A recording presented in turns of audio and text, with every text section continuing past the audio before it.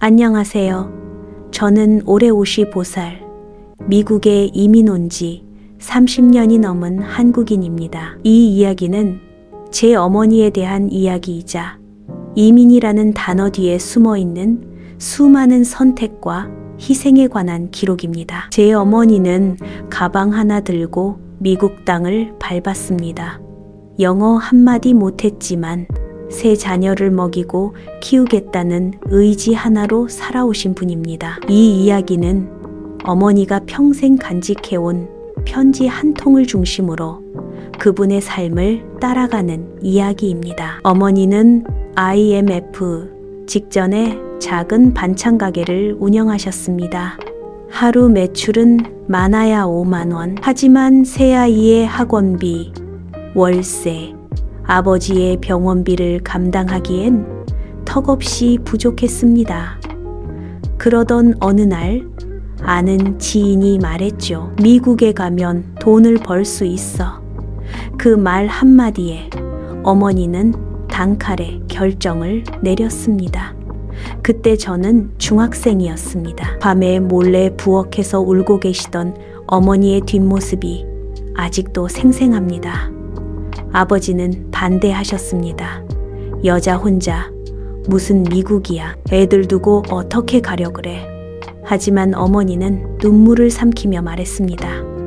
지금 아니면 아이들 미래도 없어. 어머니는 LA 근교의 한 세탁소에서 일하기 시작했습니다. 하루에 12시간, 주 6일. 처음에는 언어도 문화도 심지어 계산기도 낯설었지만 어머니는 묵묵히 버티셨습니다.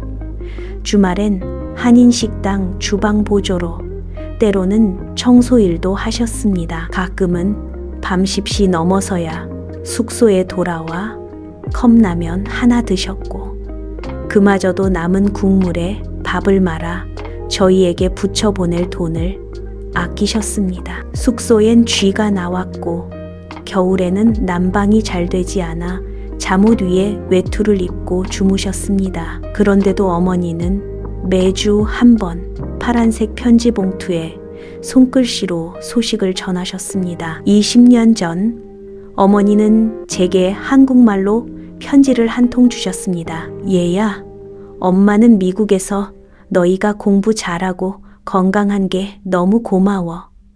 엄마는 너희가 나중에 엄마 몰라도 잘 살면 그걸로 행복하다. 그 편지를 받았을 땐 별 감흥이 없었지만 지금은 그 문장이 마음을 찢습니다. 그 안엔 한국어로 다 표현할 수 없는 깊은 외로움과 사랑이 있었습니다. 그 편지엔 보이지 않게 접힌 곳마다 눈물 자국이 있었고, 먹다 남은 소포 안에 손수 만든 김치와 마른 반찬이 있었습니다. 어머니의 손은 늘 갈라져 있었습니다.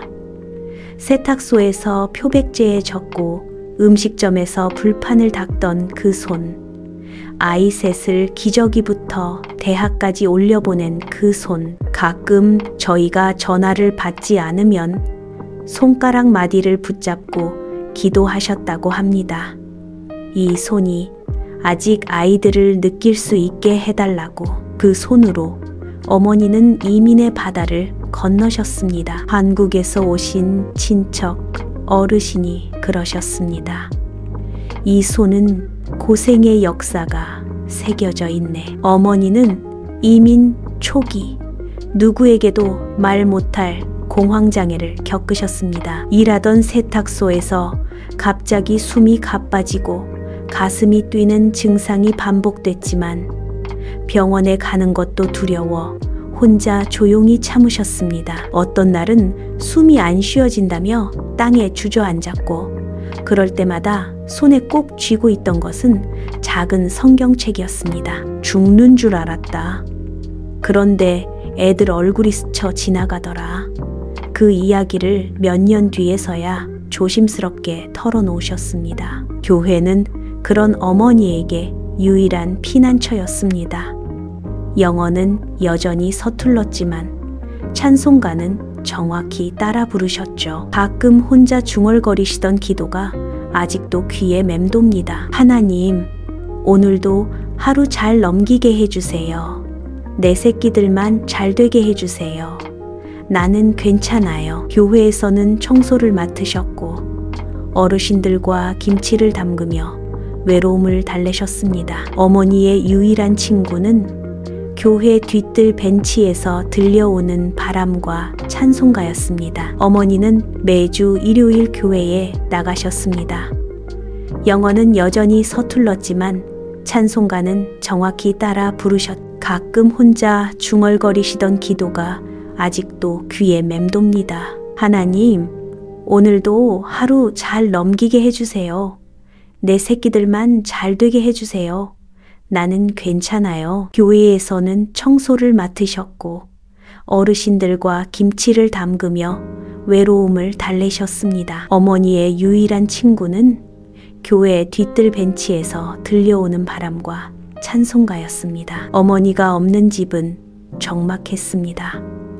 아버지는 조용한 분이셨고 저는 마디로서 두 동생을 챙겨야 했습니다. 냉장고엔 반찬 없이 반찬통만 있었고 장학금을 받기 위해 밤늦게까지 책을 붙들었습니다. 가끔 동생이 밤에 울면 어머니 생각이 난다며 제 무릎에서 잠들곤 했습니다. 한 번은 졸업식에 어머니가 오시지 못했는데 친구들이 모두 부모님과 사진 찍는 모습을 보며 눈물이 났습니다. 어머니는 몇 해 전 치매 초기 진단을 받으셨습니다.